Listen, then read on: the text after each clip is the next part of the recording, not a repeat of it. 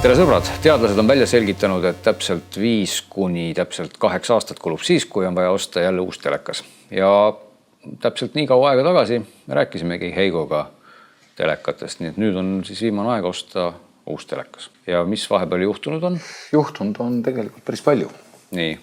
Ehk see sama prilliteema, mis meil täna ees on 3D-st, ei räägi täna enam ükski tootja. Aha, päriselt ära kadunud. Peaaegu päriselt ära kadunud ja ära kadunud tegelikult kõrgemas otsas, sellepärast, et UHD täna, 3D-d ja täna ükski UHD telekas 3D ei näita. Vähemalt ükski tootja ei räägi, prille väga enam lisavarustuse, selles mõttes, et mitte lisavarustuses, vaid koheselt karbis sees ei ole. Mis siis asemel on tulnud? 4K? 4K. Ja mõni televiisor on saanud Androidi endale sisse. 3 aastat tagasi läks Philips ja läks Sony Androidi peale üle, ehk 2016 aasta mudelites on siis juba 3. Androidi põlvkond. LG on muutnud oma OP-süsteemi, vana LG OP-süsteem on siis nüüd WebOS, mis on tuntud ka kunagisest HP pihuarvutitest. Ehk tal on juba siis ka see aasta tuleb WebOS 3 välja, et ka 3. põlvkond. Ja tegelikult Samsung on ka teinud kannapöörde ehk lõpetanud oma siis nagu niinimetud kinnisest OP-süsteemist. Ja OP-süsteemiks on temal Tizen, ehk mis oli siis poolnutikate Samsungi telefonide OP-süsteem. Mis siin on sellised ägedad asjad, mis siis nüüd veel mõnda aega tagasi ei töötanud, aga nüüd töötavad? Ehk tegelikult ma peaks samm edasi või tagasi minema. Et kui me rääkisime ju tegelikult Androidist, et Android on Philipsil olemas, Android on Sonyl olemas. Androidist sa täna ostad telefoni, ostad tahvelarvuti. Esimene asi, sa tahaks ju mingid Eesti uudiseid vähemalt lugeda. Postimees, Delfi, RR on ju kõik äpid olemas. Tahvli jaoks, telefoni jaoks. Töötab ta samamoodi ju täna Windows telefonis, töötab ta iOS seadmetes. On kõigi jaoks olemas. Android, televiisor ja sul ei ole ühtegi uudistäppi. Sul on veebibrauser, mis nõuab kannatust. Lihtsalt kui nii kaua, kui sa toksid seda aadressi esimest korda, lihtsalt sa väsid ära juba. Sa tahad öelda seda, et telekates nagu valikus seda äppi ei ole? Meie äppi ei ole. Tegelikult on küll Android, on Google Play pood oma rakenduste asjadega, aga see äpp peab olema teleka jaoks kompatiivne. Okei, nii et tegelikult tähendab seda, et kui keegi nüüd arvab, et ta läheb ostab Android teleka ja saab sealt müraki samasuguse valiku nagu Google Play, siis tegelikult ei saa. Ei saa. Ehk täna tootja otsustab ise, mis ma luban sinna peale, mis ei luba. Aga koti on siis selline variant, mis võimaldab neid samasi Androidi rakendusi installida ise peale, ehk ma saan lisada neid asju peale sinna. Et ta on nagu äpp, mis võimaldab salvestada teisi äppe. Praegu ma näen siin paistavad, eks ole, siin Kanal 2 postimehed, et need tuleks kõik praegu kohe hopsti lahti. Kui TV3 Play täna ei mängi, Kanal 2 ennem proovisime mängis, et kui on mingisugune uuendus, sa pead ka käsitsi neid asju uuendama täna, et see on nagu... Aga võtame siit mingisuguse kohaliku asja kohe lahti. TV või Delfi. Väga hea. Ja põhimõtteliselt... Ja ütleme selle mõttes, et ma arvan, et ega ta full HD kaameraga üles pole võetud. Ja, aga asi toimib. Aga selles mõttes on ta Eesti pilt ja täiesti nähtav ja suurel ekraanil tunduvalt mugavam vaadata, kui sa mingid 10-tollisel tahvlil või 5-tollisel telefonil vaatad. See nüüd, kui ma sellise oskamatu, või ütleme, kuidas siis nagu ilusasti öelda, et sellises teleka nutinduses mitte väga kogenud kasutajana tahan omale sellist äppi nagu Kodi saada, seda ei ole selles ametlikus ju poes. Ma pean midagi tegema. Kodulehel on täiesti ametlikult alla laetav ta iOS-süsteemile, Windowsile, Androidile, Androidi telekatele. Ja nii et ma pean minema sinna kodulehele, tõmbama selle äpi omale kuskile pulga peale, pistma selle pulga telekasse. Paned telekasse ja... Ilmselt, kui ma ütleksin kellegi vanaemale, et APK-na saad, siis see nagu... Ei, vanaema jaoks on YouTube, Netflix, Play ja kõik muud asjad. Aga kas seda on võimalik panna ka neile, kellel nüüd Androidi polnud, vaata LG ja Samsung? Ei, ta on ikkagi samad need süsteemid, mis sul tänasel olemas on. Nendele ta on. Ja siis inimesed tahavad kangesti igasuguseid muid asju, või igasuguseid torrenti variante ja muid. Siis nende puhul Kodi on ennustik käed puhtaks pestnud, ütleb, et sorry, aga teie seda asja ei saa, et meie seda ei suppordi. Ja me ei toeta seda aga kui ta nüüd mängima läheb, siis see on nagu jah. Aga kui me seda nutiteevena, võtame Sony, see ette Sony on hea suur ekraan, et kui siin kerida natukene, mis siin üldse toimub, siis noh, siin on näha nüüd rakendused, eks ole. Noh, see on siis, mis telekas kohe on sees, ma saan aru enam-vähem. No kodi on pandud siia. Kodi on pandud, popcorn on pandud ja siit hakkab siis, mis on Sony-poolne. File Explorer, eks ole, nii et noh, tegelikult nagu asja saab ajada, eks ole, Netflix on muidugi olemas, on ju. Jah. Megagõu olemas, Plex olemas. VLC player, ma vaatan, on ju. Ja siis on samamoodi need mängu omad, noh, kui me mingi mänguasjagi lahti võtame, siis vaata mängude maailmas me oleme ikkagi jätkuvalt seal, et milleks sa mängu saad juhtida. Ja muidugi. Et see ongi paras aeg tegelikult vahepeal nendest rakenduspultide juurde äkki tulla ja vaadata neid puldikesi võib-olla lähemalt või kaugemalt. Et ega pult väga palju muutunud selle 5 aasta jooksul ei ole, kuigi jah, 2 värvilist tuppu on juurde tulnud, üks on siis Google Play ja teine on Netflix.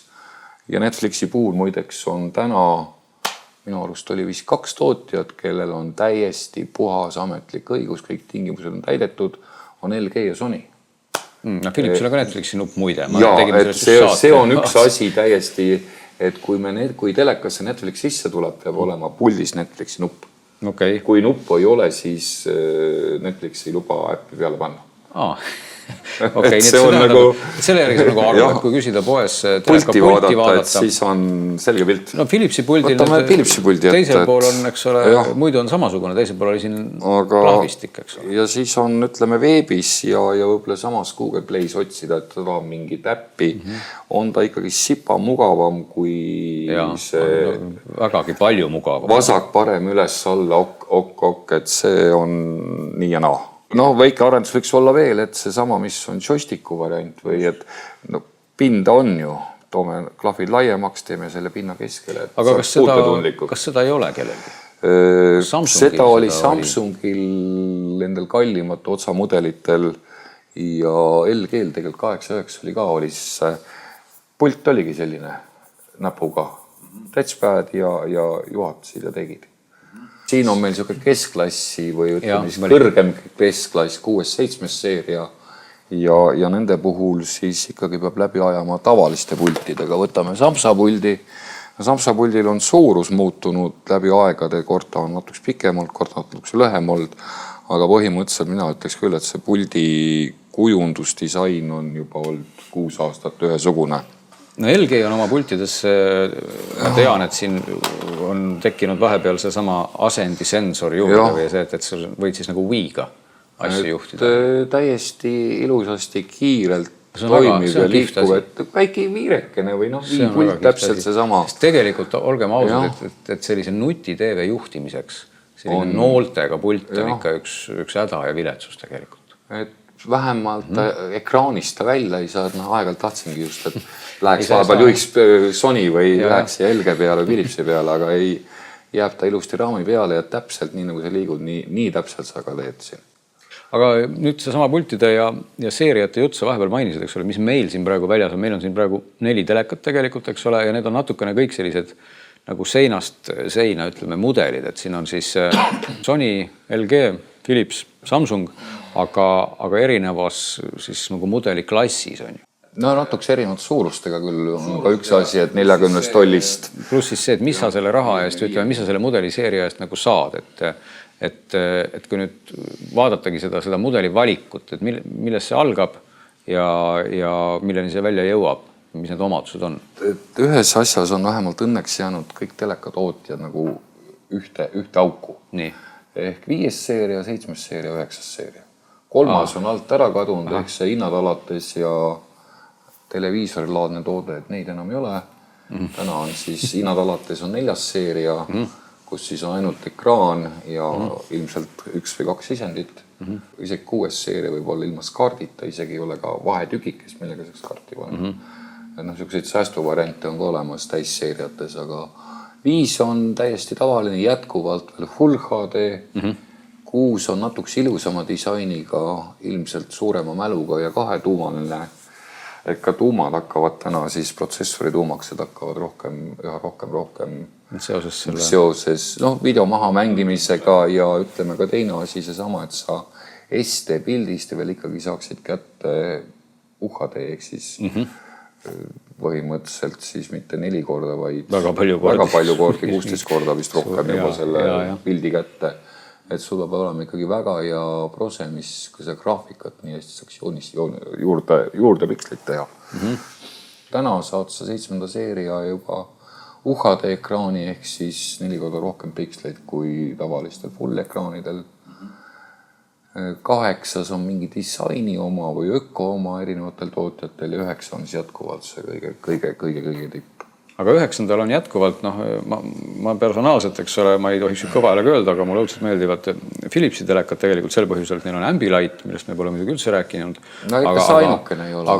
Aga 9. seerial on ka olnud, miks mina vahetasin omal ajal Kinescopi vastu just nimelt Philipsi 9. seeria siis sel põhjusel, et seal oli LED-id paneeli taga, et oleks siis must ja see on vist endiselt niimoodi jäänud, eks ole, et 9. seeria on ikkagi täna ainus seeria, millel on need LED-id paneeli taga. Ei ole küll täna, eks ole, iga piksli taga nagu OLED-i puhul. Jah, aga ta on ikkagi paneeli taga. Vähemalt paneeli taga ja ütleme mingid 1000 pikslitest ta niimoodi ilmselt juhib. Just.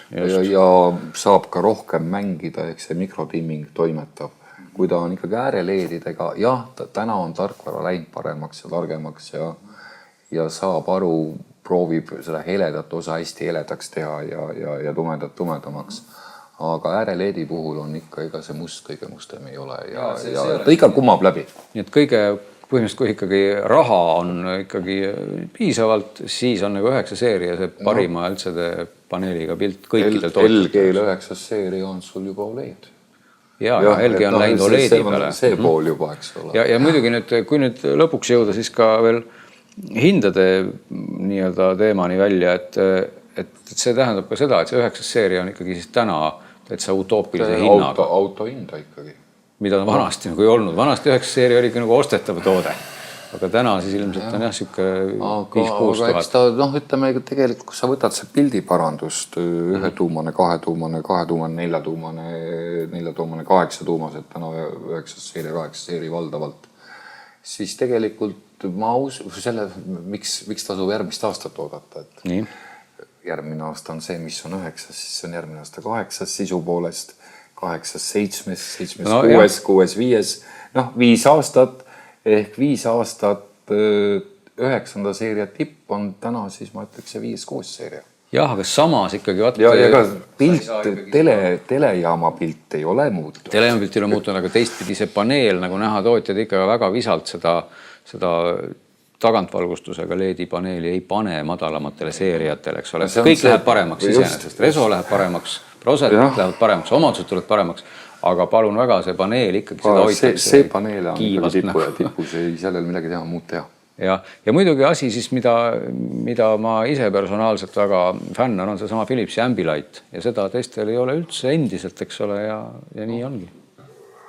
Ise käsitööna teha, aga ta ei mängi sul selles mõttes selle ekraani pildiga, et mis siin salata.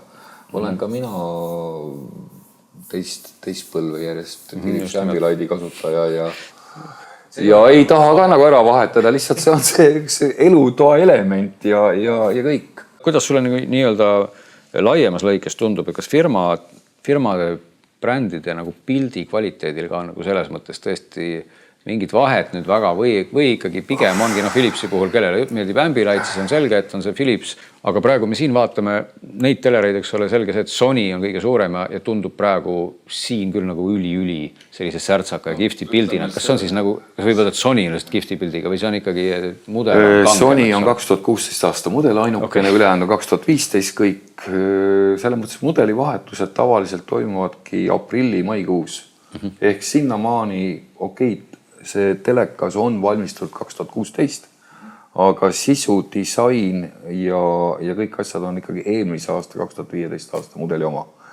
8. seeria, 6. seeria, LG on 7. seeria, Alumeri on 6. seeria. Et selle mõttes ta on peaaegu tipp, ta on nüüd selle aasta mudel ja kuna ta on meil nii suure ekraaniga, siis lihtsalt see valgus ja see pool nagu rohkem mängib. jah, võib öelda küll, et siin koha pealt praegu ikkagi vaadates see Sony pilt eristub nagu selgelt paremuses ja teisele kohale siis mina paneks LG, mis on ka väga hea pildiga. Et see oli ka 7. seeria. Jah, 7. seeria, et noh, tegelikult ta natukse mõjutabki see sama, kuidas ka täna pilt tunned. 6. seeria, 7. seeria.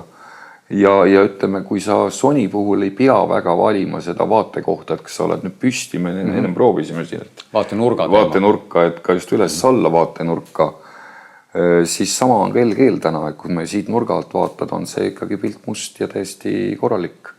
Ei saa kurta. Ja tuled alla 6. seeria peale, siis hakkab mõjutama see, kus nurga alt sa vaatad. Ja mida on selle Philipsi puhul praegu väga palju näha. Aga siis nüüd, kui väga lühidalt, ma tõmban kohe väga lühidalt nüüd otsad kokku, see tähendab siis seda, et kui on Android-telekat vaja, siis on see täna Sony või Philips. Jah, ja rohkem ei ole. Kui on Ambilightiga telekat vaja, siis on see ainult Philips, eks ole. Kui on vaja sellist, ütleme siis võimalikult hea pildi ja heade omaduste kompromissi, siis ta oleks ilmselt 7-8 seeria. 7-8 seeria. Kui üldse tegelikult on veel üks asi, mille järgi peaks telekat ostma. Mis ja nutitelefon sul kodus on. Ehk kõige paremini, nii naljakas kui see ei ole. Samsungi tahvel, Samsungi nutitelefon töötab Samsungi telefoga. See tähendab siis seda, et sa saad telefonist asju saata telekasse seda poolt, mida sa mõtled. Ehk see sama Miracast põhimõtteliselt. Aga kui sul juhtumisi on Apple'i toodang, Apple'i toodanguga on tegelikult olemas sul väga tore lisavarustus, Apple TV. Ja, mis on meil siin kogu aeg kasutuses. Ja need siis ei ole nagu teleka brändil otsest vahet, eks ole. No YouTube'i äpp on see, mis sa saad, et seod ära, oled samas koduvõrgus ja rõõmsalt näita ekraani peale. Ja siis, kui sul on lihtsalt üli palju finantsvahendeid, siis võid vaadata 9. seeriat. Jah, või siis OLED-i.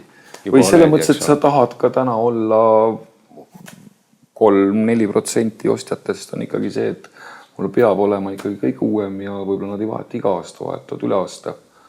Võib-olla mõtleks OLED-i peale, kus siis tõesti iga piksli taga on oma värv. Jah, mis juba ongi piksel ise kumab, et selle must on täiesti must, eks ole. Kustunud pilt. Siis ei olegi muud, kui mingis poodi ostke omal täna telekas ära ja siis 5-8 aasta pärast siis me teeme uuesti telekata saata. Ma ütlen, kuni maikuuni on väga head soodushinnad.